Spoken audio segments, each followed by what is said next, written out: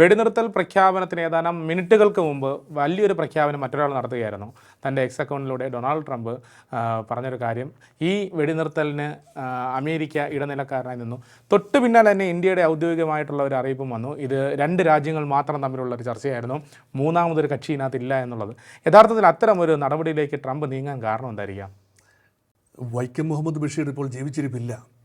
അതുകൊണ്ട് മമ്മൂഞ്ഞിൻ്റെ ചേട്ടനായി അവതരിപ്പിക്കാൻ കൊള്ളാവുന്ന രീതിയിലുള്ള പരാമർശങ്ങളാണ് ഡൊണാൾഡ് ട്രംപിൻ്റെ വിഖ്യാതനായ ഡൊണാൾഡ് ട്രംപ്, ലോകത്തെ ഏറ്റവും ശക്തമെന്ന് കരുതുന്ന എസ്റ്റാബ്ലിഷ്മെൻ്റായ അമേരിക്കയുടെ തലപ്പത്തുള്ള ഡൊണാൾഡ് ട്രംപിൻ്റെ ഭാഗത്ത് വരുന്നത്.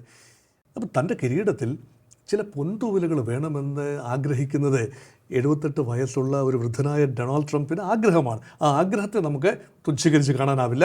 അതിന് അദ്ദേഹം ഉപയോഗിക്കുന്നത് ട്രൂത്ത് സോഷ്യലോ അല്ലെങ്കിൽ മറ്റ് പ്ലാറ്റ്ഫോമുകളോ ഒക്കെ തന്നെ അദ്ദേഹം ഉപയോഗിക്കുന്നു. പക്ഷേ ഇതിനൊക്കെ ഒരു സമയക്രമമുണ്ട്. ഇൻ്റർനാഷണൽ പൊളിറ്റിക്സ് എന്ന് പറയുന്നത് എല്ലാം ഡീലുകളല്ല.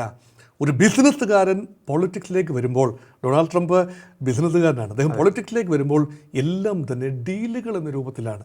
സകല ആക്ടിവിറ്റീസിനെയും deal. A good leader should be a good dealer, അല്ലെങ്കിൽ only a good dealer can be a good leader എന്ന ട്രംപിൻ്റെ ഒരു ചിന്ത അത് അസ്ഥാനത്തായി. ഇവിടെ ഡീൽ ചെയ്യുന്ന ആരോടാണ്? പാകിസ്ഥാൻ്റെ മിലിറ്ററി എസ്റ്റാബ്ലിഷ്മെൻറ്റിനോട് ഡീല് ചെയ്യണമെങ്കിൽ ട്രംപ് ഇനിയും പഠിക്കേണ്ടിയിരിക്കുന്നു. ഇന്ത്യക്ക് തന്നെ നന്നായിട്ടറിയാം പാകിസ്ഥാൻ മിലിറ്ററി എസ്റ്റാബ്ലിഷ്മെൻറ്റുമായി ഡീൽ ചെയ്യുന്നത് അവർ എത്രത്തോളം വിശ്വസിക്കാമെന്ന്. അതുകൊണ്ടാണ് Trump has jumped the gun. ഇതിനൊക്കെ ഒരു സമയക്രമമുണ്ട്. ഒന്ന് ഇന്ത്യയുടെ പോളിസി, ഇന്ത്യയുടെ വ്യക്തമായ നയമുണ്ടല്ലോ.